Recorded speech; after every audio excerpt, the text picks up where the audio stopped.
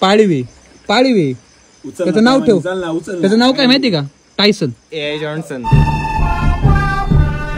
नाही नाही AI Tyson. यायचा वापर कर. चल जिबो जिबो जिबो जिबो थांबता. एक दोन पाऊल नवरे उपाशी नाही देत. एक मग पाऊल आधी मला लागत आहे. काय हो उपाशी राहील. खत्म.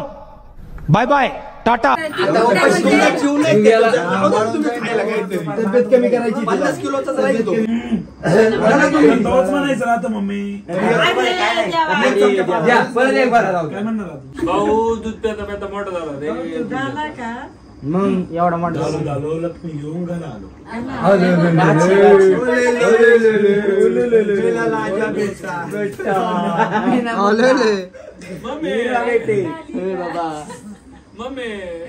गप्पा मारता मारता सकाळचे 5:30 वाजलेत. नवरदेव अजून जागा आहे. तो आम्ही बाहेर लक्ष दिलं तर बाहेर उशाडले.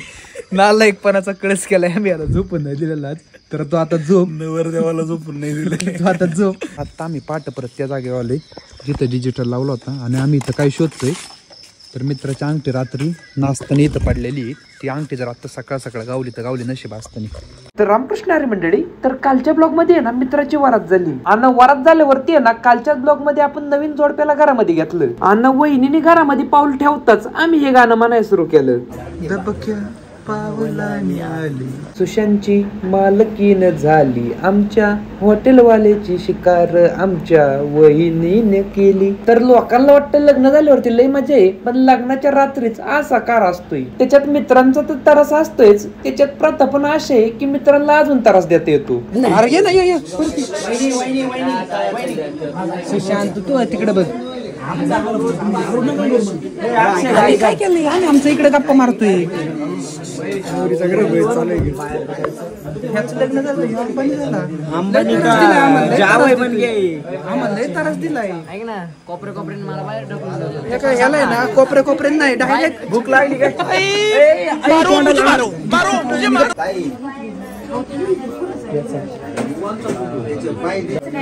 अरे ते राहू दे आपल्याकडे. लक्ष्मीचे पावलं आहे. लक्ष्मीचे पावलं आहे.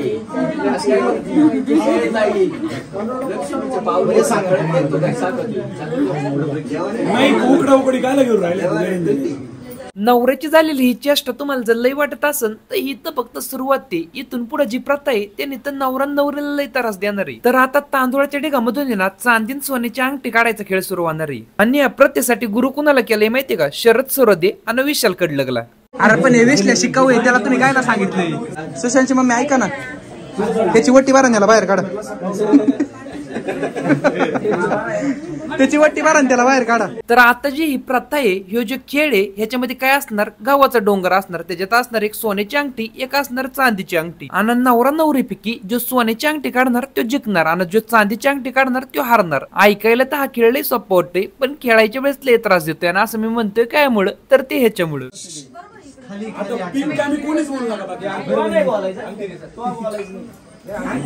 नियम आहे.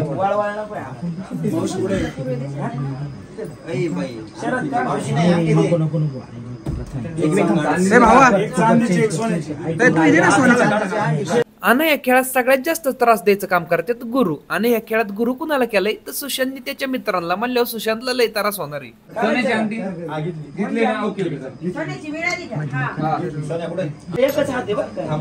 तुमचे 2 हात आहे तुमचा 1 हात आहे. मागील 5 वर्ष मीच आम्हाला सांगायचं. हा मग आम्ही शांत बसायचं.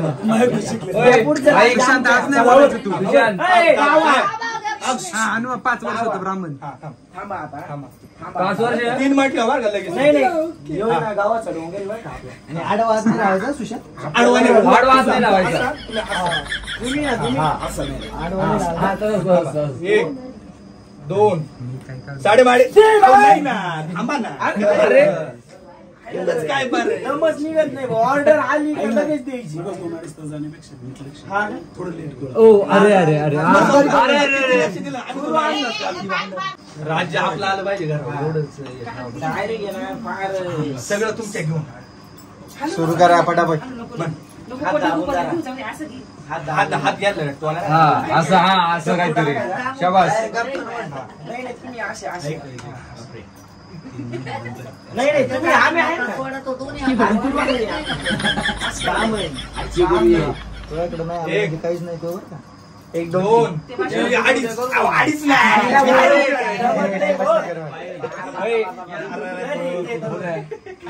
अडीच पावणे 3 जरा होऊ द्या जरा. 1 2 होऊ द्या बाहेर घ्या जरा पाहू द्या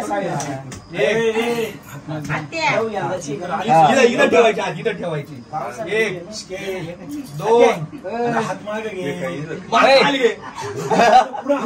अरे पुढे चालले थोडे मागे 1 2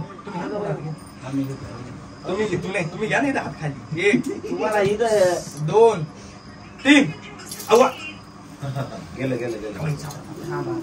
कोणाच्या राज्यात आले नाही इकडे सगळं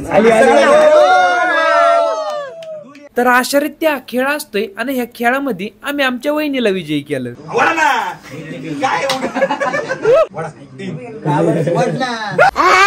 तर आहे ना ह्या खेळानंतर प्रथा असती चपात्या उचलायची आणि एकामेकीला चारायची. ह्या प्रथेविषयी मला तर काही जास्त माहिती नव्हती, पण जे काही मी बघितलंय ते तुम्हाला आता दाखवतो. मला बघून जेवढं कळलं त्याच्यानुसार जो चपाती उचलीन तो जिंकला आणि जो नाही उचलणार तो उपाशी राहिला, असंच काहीतरी होतं. जर तुम्हाला या प्रथेविषयी माहिती असेल तर कमेंट मध्ये सांगा.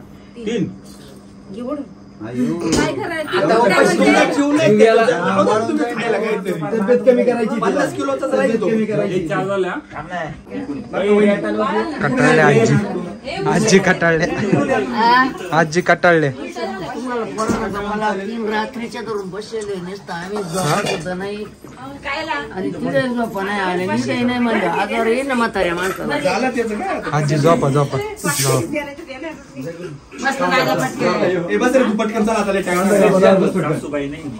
आता सुशांतला त्यांची मम्मी मांडीव घेणार आहे.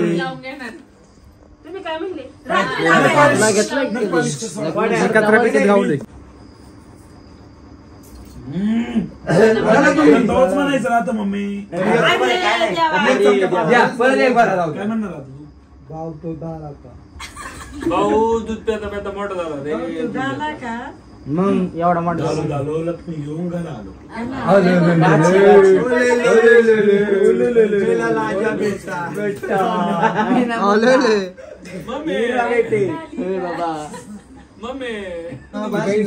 अशा रीत्या फायनली लग्नाचं सगळं विधी पार पडल्यात. पार पाडलंय. माझं पाकिट नाही दिलं 501 रुपयाचे. 501 वरती तो जीव होता का? 500 वरती जीव होता का तो? तर अशा रीत्या सुशांतचं तर लग्न बिग्न सगळं झालतं, पण आम्ही आलोय तेव्हापासून आमचं सुशांत संग काही बोलणं झालं नव्हतं.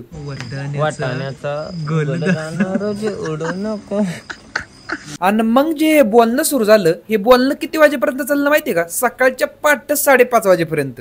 गप्पा मारता मारता सकाळचे 5:30 वाजलेत. नवरदेव अजून जागा आहे. एक लागलाय तो आम्ही बाहेर लक्ष दिलं तर बाहेर उशाडले. नालायकपणाचा कळस केलाय आम्ही. आता झोपून नाही दिलेला आज, तर तो आता झोप. नवरदेवाला झोपून नाही दिलं. तू आता झोप. चला मग आता झोप तू 1 तास. लगेच सकाळी तुला उठायचंय. चूल पेटवली तू चाललाय पाठ घरी. एक चूल पिटली बाबाची. आम्ही आता घरी निघालोय उजाडता. त्यांनी बाहेर चूल पेटवली त्या बाबांनी बाहेर येऊन आणि म्हणतोय काहीतरी पेटले. मग चला 5:06 झोपायला जाऊ आणि उठू जेव्हा जाग येईन तवा. तर अशा रीत्या मित्राच्या लग्नाचं सगळं भाग संपलेला आहे. ही लग्नाची सिरीज तुम्हाला कशी वाटली ते कमेंट बॉक्समध्ये नक्की सांगा. आणि इथून पुढे पण दररोज सकाळी 8 वाजता आपला रेग्युलर मोठा ब्लॉग येणार आहे, त्याला पण नक्की बघत जावा. अशी डेली ब्लॉगिंग आता मी करीत राहू का नको ते पण नक्की सांगा. ब्लॉग कसं वाटतं ते पण नक्की सांगा. काहीतरी कमेंट करा, कारण की तुमच्या कमेंट वाचून मला लय बरं वाटतं. रामकृष्ण.